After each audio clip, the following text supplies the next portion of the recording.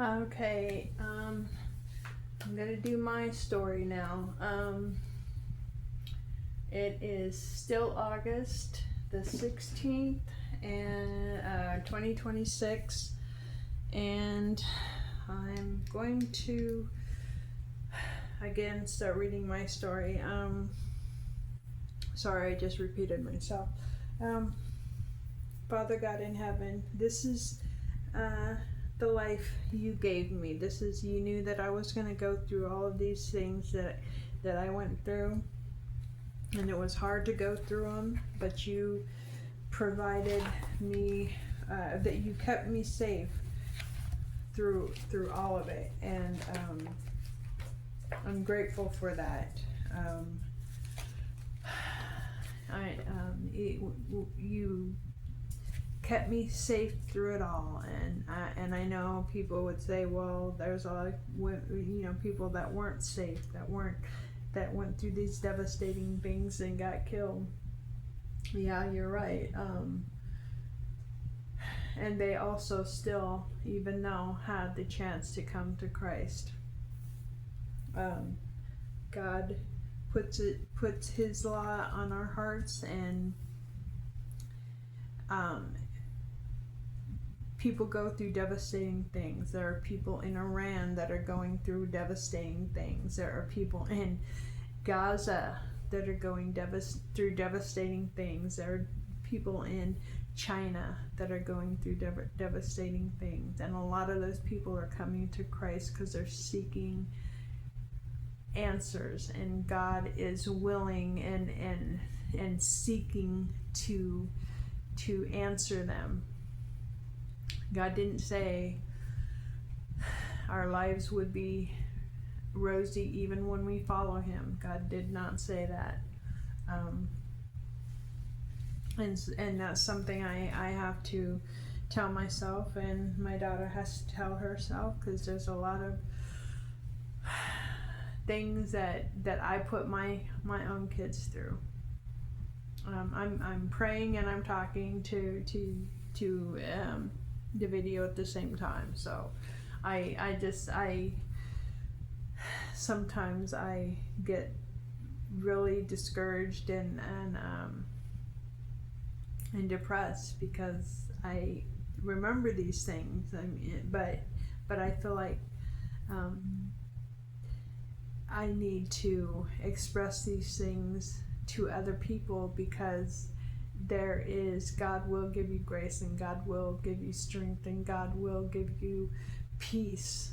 But God also tells us that we go through tribulations, and when we seek Him, He gives us those things. But we will go through them. God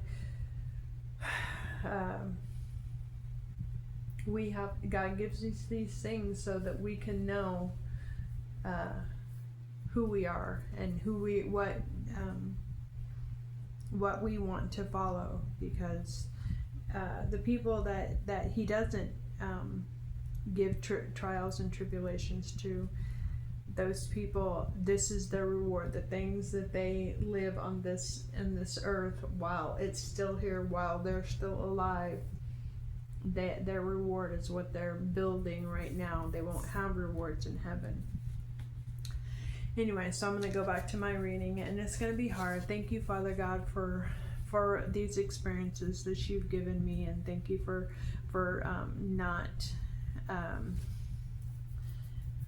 keeping me safe. That sounds like for keeping me safe. There were many situations that I was in that were could have led to my death before I came to You, and I'm grateful that that You kept me safe through those things. In Your Son Jesus Christ's name, amen. So last time we were talking about how my brother, the one just older than me, 2 years older than me, had decided to leave. I think he was I was 13 and he was maybe 15 or something, and the rest of the family had left. There was no one in my stepmom and my dad had gotten another divorce. This is the second time they had gotten a divorce, and this time I think my dad was sexually abusing my stepsister, and that was my stepmom's last straw. She knew that he was abusing his own daughters, but it was the last straw for him to abuse her daughter. And so she left, and she only had her stepdaughter living there with us, because my two older stepbrothers, the one that did the stuff with me, and then there was another stepbrother, and then my oldest brother had been gone for a long time, and my oldest sister had been gone for a long time.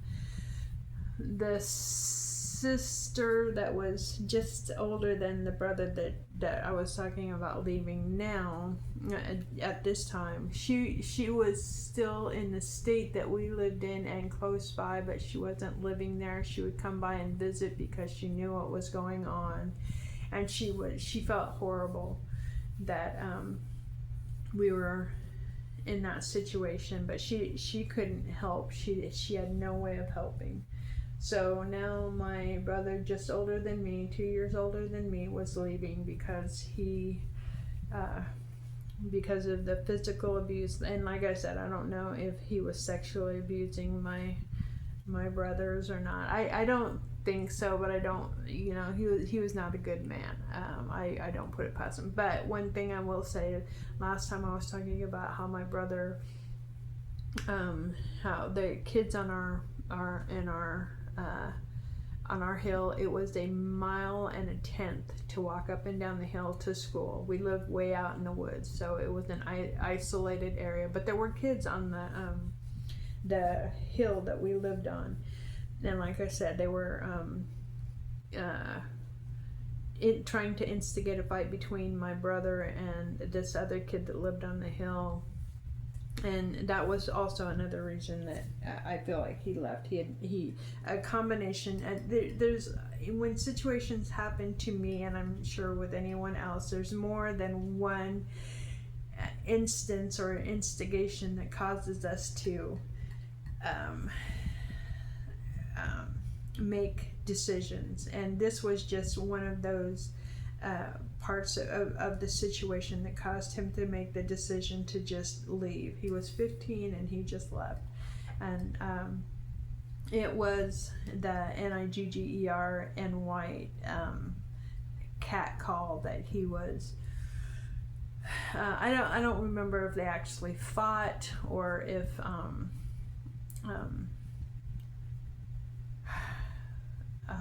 that was just they just like kind of squared up and then just walked away. But what I wanted to say about that is that as horrible as my dad was, one thing he never did was to instill in me racist ideologies or racist ideas.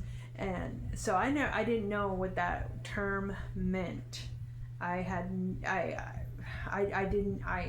don't think I was I knew that there were black people, but I don't think that those I connected that terminology with a black person. We didn't grow up in a racist house, although we grew up with a bunch of other horrible circumstances. For some reason, my dad thought that was beyond the pale to go. So who knows? But I'm grateful for that. I mean, so there were a few times that I saw black people, and one time when I was a kid, between the ages, from early age to about 10, I think I was in a city. Remember, we lived way out in the country and in a very rural area. and we had to go in town. My stepmom had a job in the bigger city, and I saw a black guy. I think he was jogging down the street. I think it was in the 80s, and he had one of those typical 80s jogging suits on, like a purple, like bold colors or whatever, nylon, and I couldn't see him because he was so black. And this is not anything. I don't know if you've ever had that experience. I didn't know what I was looking at. I had never seen, or at least in my mind, I had never seen that before. So I was like, what is going on? But then when I was leaving, when I decided to actually leave, the last year or so in the school that we went to, like I said, in a very rural area, there was one kid that was biracial, and he was, I don't think he was on our bus, but he was on a bus. We were getting on the bus, getting on and off the bus, and everybody was making fun of him, and I just felt so horrible for him. I didn't have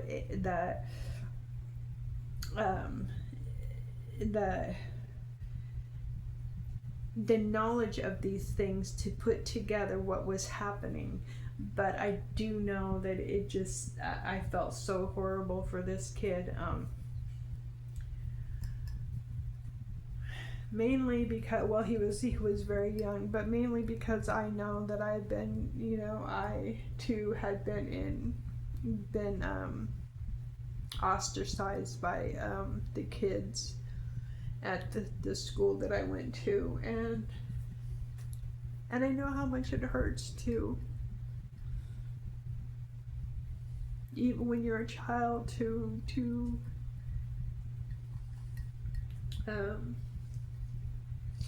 not have friends because of how you look, because of who you are, because of your own personal anxieties or whatever. I had a lot of that when I was growing up. I just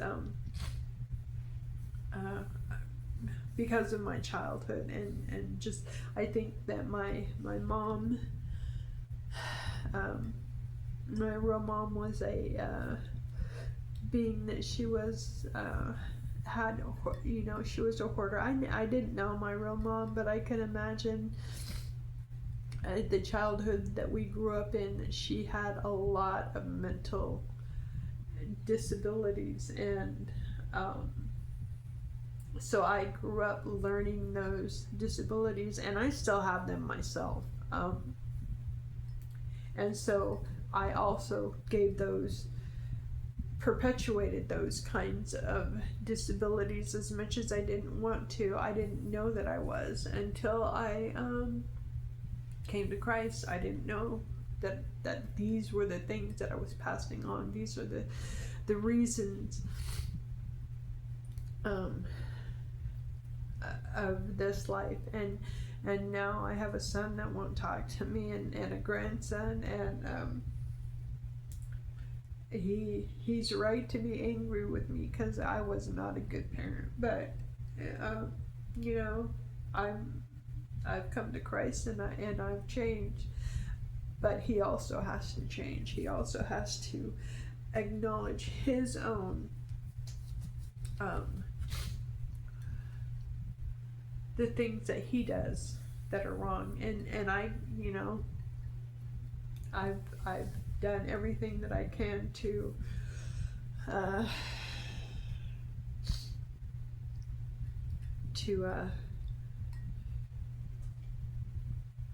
be there, but the more I go on with my story, the more you'll understand why he has such a hard time wanting to be around me, and I understand that, and I'm grateful for my daughter, because she's been there. I'm sure that there's been times where she's not wanted to be there, but she also has autism, and I help her and she helps me. I mean,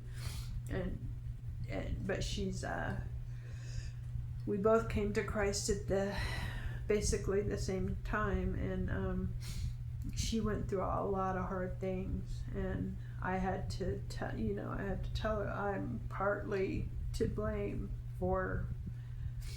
I am to blame for some of the things that she went through, and I'm partly to blame for some of the things that she went through.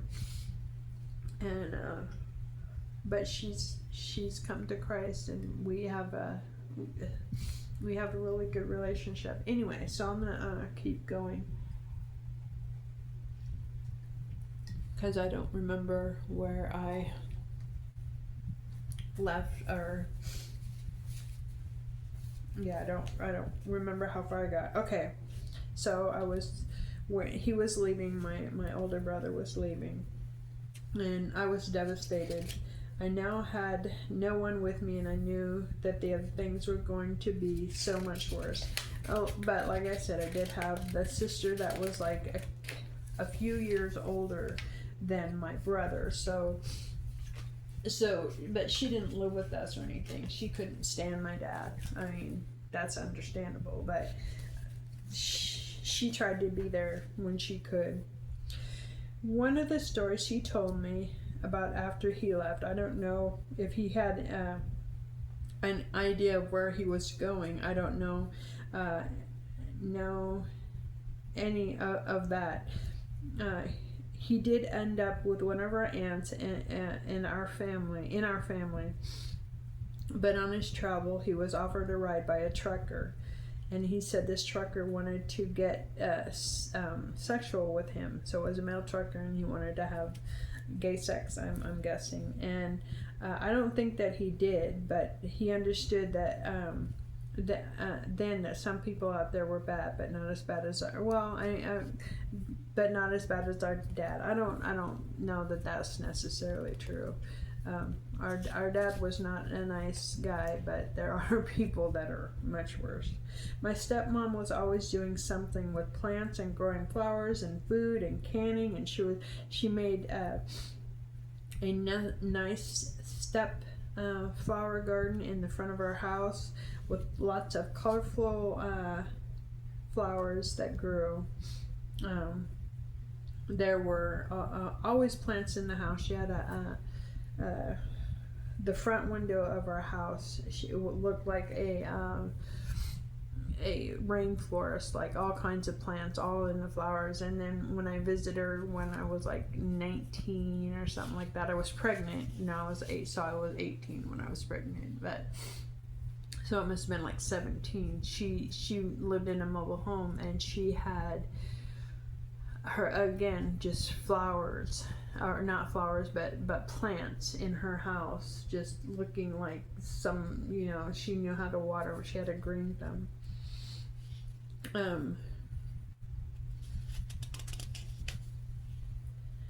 There was always plants in the house. The front window was almost a terrarium with hanging and climbing plants. When she got depressed, they suffered. She made outfits for us for church shows. Yeah, we had the church that I went to, we had shows apparently. I don't remember like talent shows. I don't remember that part very much, but I do remember her making outfits. And one outfit that she made for my stepsister, she was a princess, and I think it was maybe a Thanksgiving talent show, obviously, or not obviously, but and I was a pilgrim woman. She made this huge skirt and this she was a great seamstress. She sewed very well. I mean, my stepmom was amazing at the things that she did. So it's kind of hard for me to understand why she married my dad, because my dad was not very smart. He was smart in his own way, but he was not. They just didn't seem. I think it had a lot to do with the church. But my brother was an Indian, like a native Indian. My stepmom, I don't know. I've already said this probably, but my mom was a Native American. And so we didn't do all the Native American things, but she did have like some artifacts of being Native American. I had my brother was an Indian one year. My stepsister was a princess, and I was a pilgrim. And the skirt that I had was a hoop skirt, and she built this hoop skirt where if I sat down, it would fly up. It was really weird. My stepmom had migraines. She would ask me to rub her temples. I always hoped to get into my stepmom's good graces, but I was never able to. I was not, I just was never able to get into it. She wasn't interested in any other kids but her kids. It was all, she wanted her kids to be taken care of, and she took care of us, and but she didn't treat us. I mean, it's the typical step parent thing. I always hoped that this would give me an in into her protective circle, that she would start liking me, that she would care for me like she did her own kids. She did the best that she could, though. She did teach me many things, and I do appreciate the things that I did learn from her. But I just never had a connection with her. She didn't allow for that. She and my dad were also very cruel. Both of my brothers were wet the bed. My oldest brother and my middle, and the brother just older than me, into their late teens. They used cruel punishments to try to get them to stop. I wonder though if she felt she had to go along with my dad, or if she was the instigator of that. My stepbrother listened to music that my dad, though, and probably thought was satanic. I think this was also a contentious point between my mom and my stepmom and my dad. It was like Kiss and those kind of like 70s and 80s like music, that they were basically satanic. One of the ways that my dad would sexually abuse us girls, is by coming up behind us and fondling our breasts and putting his hands between our thighs. He would go up to the rooms, the upstairs that he had built was for the kids' room, and lay with us and fondle us. None of us talked about it to each other, but we knew that was being done, and he would go from room to room. So I would hear him go from room to room. And at the end, my stepsister and I slept in the same room, in the same bed. Not, it wasn't a sexual thing. It was just, and that's when I think he would fondle me, and then he would go to my stepsister, and I think that he couldn't do that as easily with her, because she had my stepmother's protection, and so she would he couldn't do that, but apparently he eventually did, and that's when my stepmom decided to leave. One of the big vehicles we had that took us to church every Sunday was a pickup truck with a camper on the back with benches on each side. I could see in the window of the cab of the pickup, my dad would put his hand between my stepmom's thighs and rub her between the thighs. I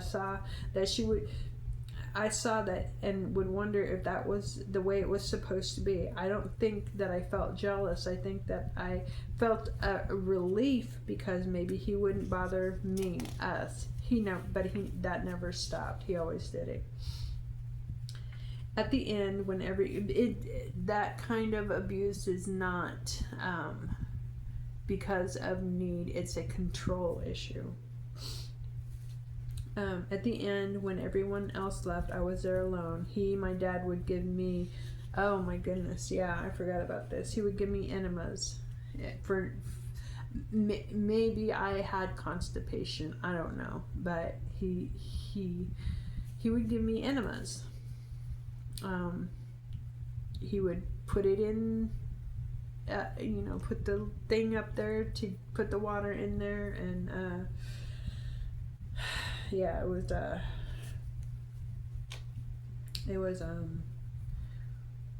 wasn't just one. It was a few the few months that I was alone with my dad. This happened 3 or 4 or 5 times. I don't remember.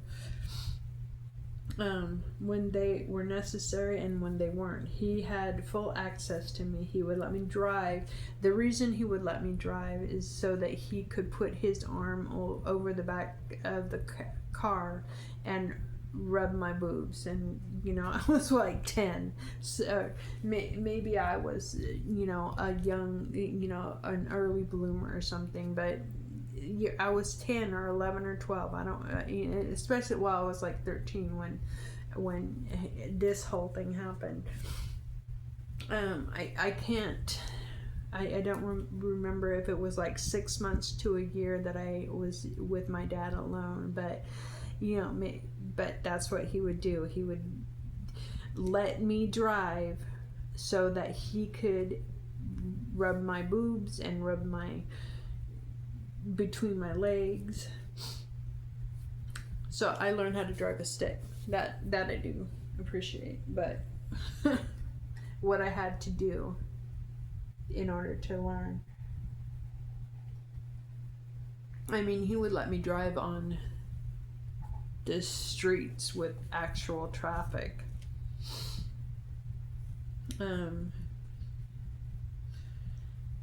At the very end, when I decided I could no longer live there, he started masturbating me. Yes, he did. He started, and I don't know if he actually had sex with me, but I know that he ejaculated. With his own daughter. Yeah. Maybe I blocked out the full sex part. And I don't know if he had sex with any of my other brothers and sisters, but I know that he liked to rub on us and yeah. At school, the teacher started showing us. This is how I understood what he was doing and how wrong it was. And this was the only way that I knew. I never knew from any other source. None of my sisters talked about it, and my stepmom didn't talk about it. Only when it started the school started having these films about this kind of thing did I understand. I thought it was normal. I didn't like it. I hated it. It was just, but I thought that everybody did this. And anyway, in the end, when everyone else was left, I was alone. At school, the teachers started showing us films to us students about inappropriate touching. So I was like in middle school. So I had to have been 12 or 13 when they started showing these things. I never realized until then that was what my dad was doing was wrong. I was in grade school. Okay, so maybe I was in grade school. I think I was in middle school. Grade school was from 1 to 5th grade, and middle school was our school was very small, and the first through 5th grade were all on one side of the school, and 6th and 7th, I think, was middle school, and that was on the other part of the school, and then there was a high school. I never got to the high school. I ran away when I was in middle school. Anyway, I was in grade school when I started seeing these videos. I started to understand what was going on, but was powerless to do anything. When I was in middle school, I told one of my teachers about what was going on. The teacher I told asked me if I wanted a quarter to call someone. Then he drove me home. So, um, the kids at that school, they didn't know what was going on. I know that I was when I was in like grade school, none of the kids played with me. We would, I don't know if this is in here or not, but the church that we had would fund some of their activities and fund some of their maybe rental, building rental or whatever, with the people at the church doing chicken picking. And what that was is they would have these huge farms, and you would go in, a lot of the people at the church would go in and get like 6 chickens and throw them in these cages. And I don't know if I would get chicken mites. They're like lice, but for chickens. They're like chicken lice. And I would get them. I remember I think it was in 3rd grade, I would get them. And I don't remember my stepmom being there. I know, okay, so my stepmom and dad got married and divorced like twice. So this, it seems to me, was a point in time when when my stepmom wasn't there. But I would get these strands. I had long hair. I still have long hair, but I would get strands of chicken lice in my hair, and I would pull them out during class because my head would be itching, and I would get all itchy and stuff. And then I would pull these strands. Like I would have 10 eggs on my one strand of hair. I mean, it was that bad. I mean, I would go to school, and I would have pink eye. And my stepmom, this is at a time when my stepmom was there, and she would put like these, like if we had a cold or something for school, they would put like a sock, and my sister did it to her kids too. So it's, instead of keeping us home, they would put like this sock around our necks with Vicks on it, so that it would tear us up. To clean out, and this is me with the pink eye, to clean out your eye, so that your eye was constantly tearing up, so that it would clean out the eye. I mean, sometimes I remember a couple of times this went on for a week, and none of the kids wanted to play with me because I was always having these kinds of things. I had chicken lice in my hair, and I was just awkward at school. I mean, so I remember, I think it was in 1st or 2nd grade, that we were supposed to know something, and I didn't understand what I was supposed to know, and the teacher, I remember her name, she talked to me. She was, and then there was a little boy that actually stood up for me, and I really didn't understand what was going on. But she would say things like, "I remember your older brother. He was so smart," and that didn't make me feel very good. But I was always not understanding what was going on, partially because of everything that was going on with me, and partially because I just couldn't focus to understand what was going on. Apparently I did. I can read and write, and I can understand comprehension, but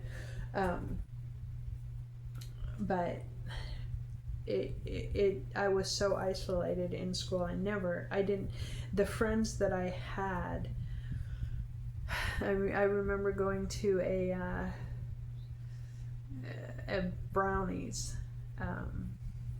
The little girls had brownies, and then what it was called, what is it?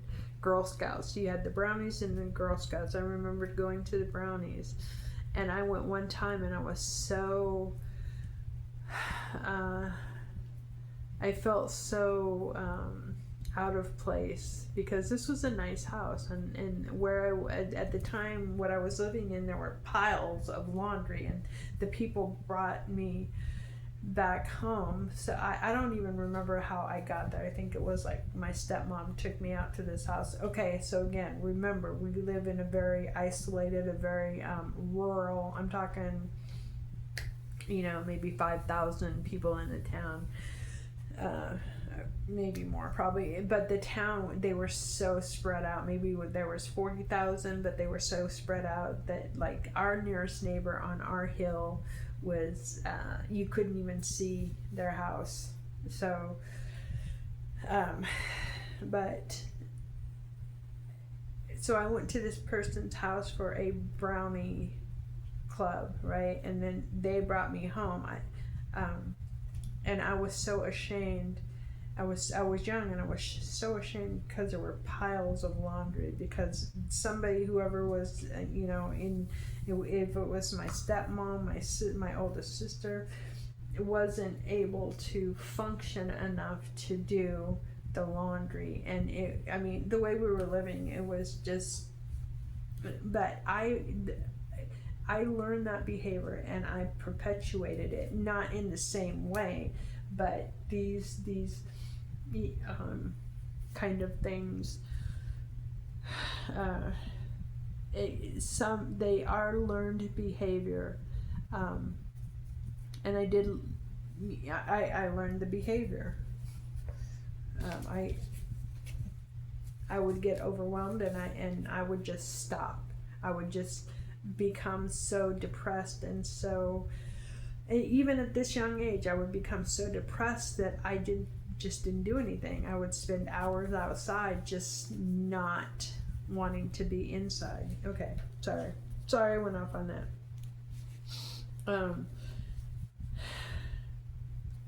I started running away also. After my brother left and my dad started really using every opportunity to abuse me, I started becoming desperate and running away I ran away at least 3 times. I remember the police bringing me home. I remember my middle sister there one time, sitting on the porch waiting. I don't remember how she knew that I had run away. I think when I talked to her, she told me I called her. I don't remember. She tried to help me, but was unable to due to her own emotional and mental health issues. She, as of now, she's a paranoid schizophrenic. Her life is miserable. But she has chosen. I've tried to help her, but she's chosen to let that take over her. She stayed in Oregon as long as she could for me, getting a job as a caretaker of a very old woman. I spent the night with her a couple of times. The woman she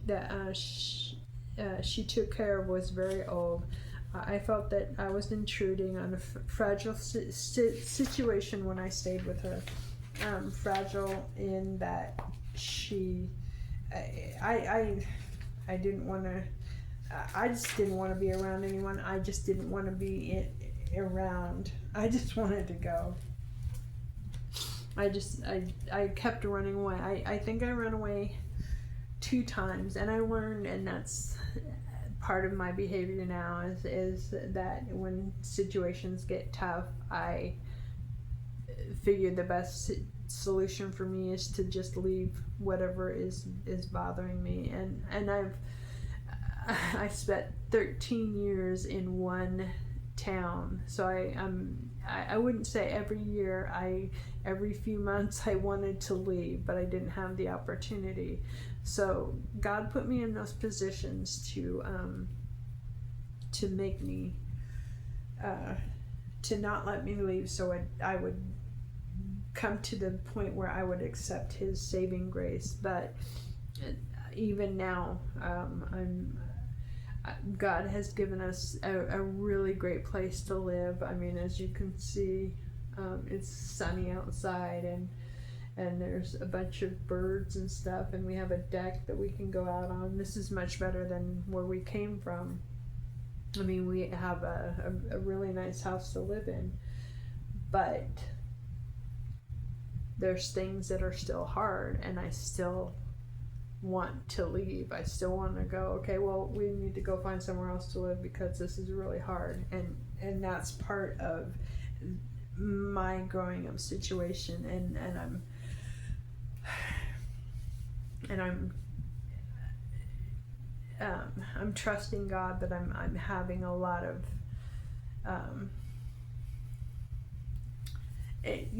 I'm learning. God put me again in this position so that I would learn to trust Him, so that I would learn to work through these situations. I've only been a Christ follower since 2021, October of 2021. So I'm still, and it's hard for me. I just want to like learn it and get on to the next thing, but that's not how being a Christ follower works.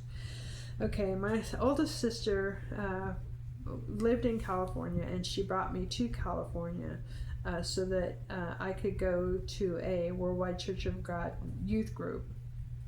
This was during the time that I was home alone with our dad. She bought me a ticket to California when I lived in another state. I was on the youth. I went to the youth group. I wasn't going to the church at this time because they had where I lived, they had excommunicated my dad, so he didn't go to church. I didn't go to church. I didn't want to go to church. I decided that I didn't want anything to do with that religion, and I think that was the best thing for me because it's a bad religion. It's a cult. But again, I think God orchestrated all of these things.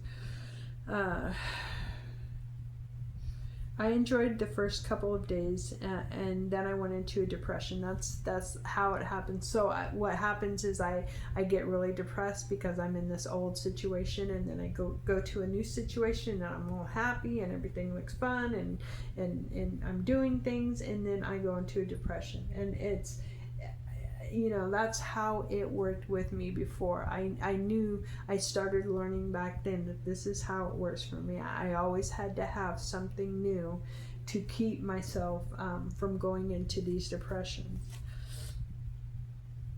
So I went into a depression.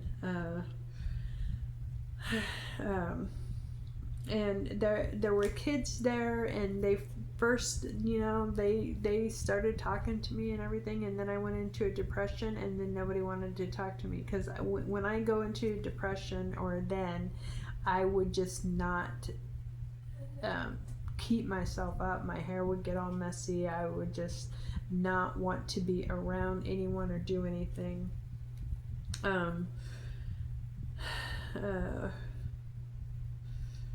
So I felt so out of place and unable to associate with the other kids. And again, I'm glad that I wasn't able to, because it would have, in my opinion, it would have like made me want to be in that church again. And I don't think I'd had enough experience with that church, but it was just a progressively getting worse.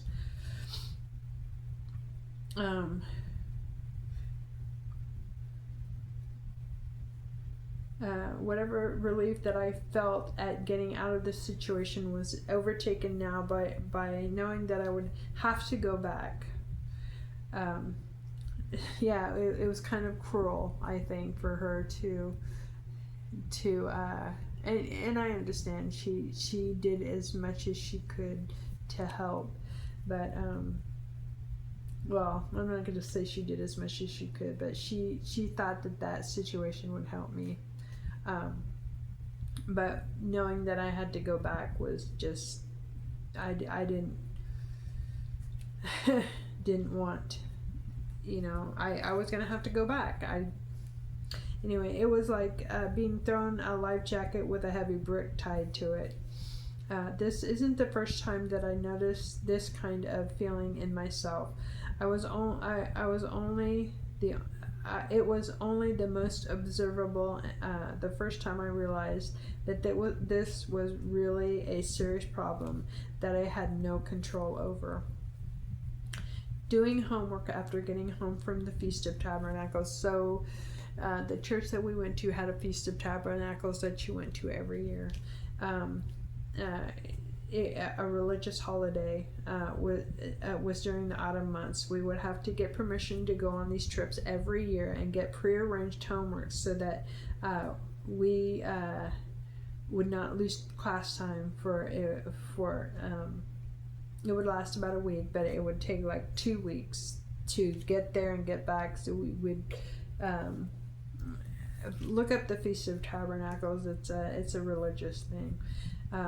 It was one of those things, those Jewish holidays that we kept because of that replacement theology. They thought that they were keeping these religious holidays to because they were the new Jewish or the new chosen people or whatever. And it just shows how much they didn't understand about it. I'm gonna quit now, and I will do this tomorrow. I'm sorry.